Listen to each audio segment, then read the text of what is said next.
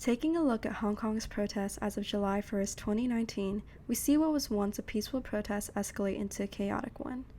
Breaking into Hong Kong government headquarters, protesters demanded attention from its legislators to listen to their cry. What they want is for the proposed extradition bill to be completely discarded. They believe that this bill is a strain on their freedom. To understand why there are high levels of anxiety surrounding this proposition, we must first start at the Taiwan murder case that inspired this bill. On February of 2018, 20-year-old Chan Tong-kai murdered his girlfriend Poon Hee-wing in Taiwan after learning that she was pregnant with another man's child. Chan fled to Hong Kong before he could be arrested, and because there's no extradition agreement between Hong Kong and Taiwan, Hong Kong authorities could not send Chan back to Taiwan to face a murder trial. Because Chan found a loophole to commit this gruesome murder, Hong Kong Chief Executive Carrie Lam proposed a bill that would cover extradition agreements between other governments that did not previously have one with Hong Kong to prevent the city from being a fugitive haven. What seems to be an unassuming and logical bill has thrown Hong Kong in a rage.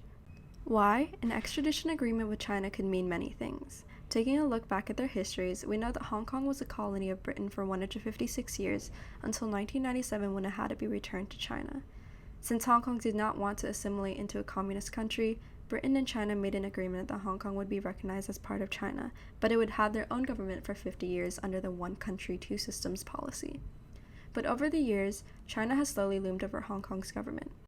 For example, back in 2014 during the Yellow Umbrella movement, a policy was designed where China would elect two officials to become chief executive, and the Hong Kong citizens could only vote among the two, which is not the free democracy that the citizens desperately want.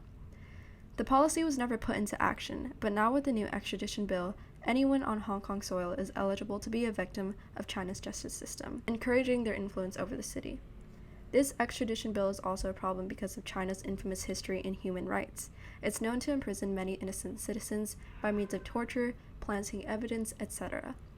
It's also known for their lack of freedom of speech as it punishes citizens that speak up against their government. This is especially worrying for many Hong Kong citizens who have been outspoken about their need of independence from China, as it makes them look like a threat to the Chinese government, which could ultimately put them in the Chinese justice system if this extradition bill passes. So, as much as it seems logical to prevent Hong Kong from being a fugitive haven, this extradition bill is not as simple as it looks.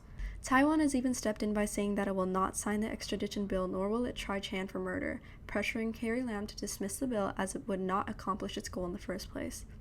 Though Taiwan has decided to side with the majority of Hong Kong, Lam has only agreed to suspend the bill. For a better idea of the united outrage that the protesters feel, among the Hong Kong population of 7 million people, up to 2 million citizens flooded the hot streets of Hong Kong to protest the bill. It still remains unclear what Lam's motives are, but many citizens are demanding for her to step down as they do not believe that she has the best intention for them. Anxiety around the bill still remains high as many believe it is only being postponed. Peace will only be achieved for the citizens if the bill is dismissed.